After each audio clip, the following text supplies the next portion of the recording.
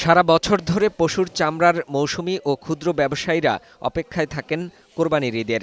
এই সময় পশুর কাঁচা চামড়া প্রায় ৬০% সংগ্রহ করা হয়। কোরবানির এই সময়ে চলতি বছর ৮০ থেকে ৮৫ লাখ চামড়া সংগ্রহের লক্ষ্যমাত্রা নির্ধারণ করেছেন ট্যানারি অ্যাসোসিয়েশন।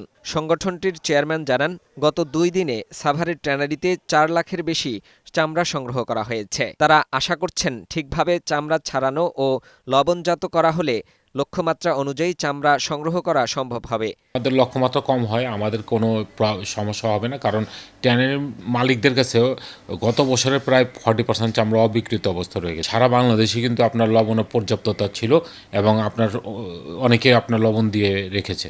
এদিকে সাভারের হেমায়েতপুরে বিসিক চামড়া শিল্প নগরীতে ঢাকা ও এর আশপাশের এলাকার ব্যবসায়ীরা লবণযুক্ত চামড়া নিয়ে যাচ্ছেন ট্যানারিতে।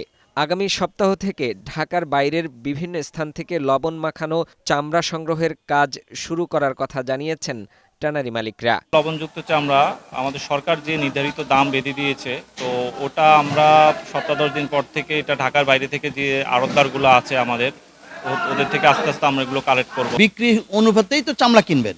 আপনি এক্সপোর্ট যেভাবে হচ্ছে, এক্সপোর্টের এগেইনস্টেই কিন্তু আমরা চামড়াটা ক্রয় করি। সাভার বিসিক চামড়া শিল্প নগরীর ট্যানারিতে কার্যক্রম পরিদর্শনে যান শিল্প উপদেষ্টা আদিলুর রহমান। এ সময় ট্যানারি মালিকদের সাথে বৈঠক শেষে সাংবাদিকদের জানান, চামড়া শিল্প সংরক্ষণে যা করা সম্ভব তাই করা হবে। চামড়ায় লবণ লাগানোর ক্ষেত্রে যদি দেরি হয়ে যেয়ে থাকে তাহলে কিন্তু দাম কিছু কমবে, আর চামড়ায় যদি ঠিক মতন লবণ লাগানো হয়ে থাকে তাহলে কিন্তু দাম কমে নাই। সিইটিপির সক্ষমতা ও নির্মাণ অনিয়মের সাথে বিগত সময়ে যারা জড়িত ছিল তাদের বিরুদ্ধে ব্যবস্থা নেওয়া হচ্ছে বলেও জানান তিনি। চামড়াটা নষ্ট না হয় সেটাও চেষ্টা করছি, এই জন্যই এই রপ্তানির প্রশ্নটা এসেছে।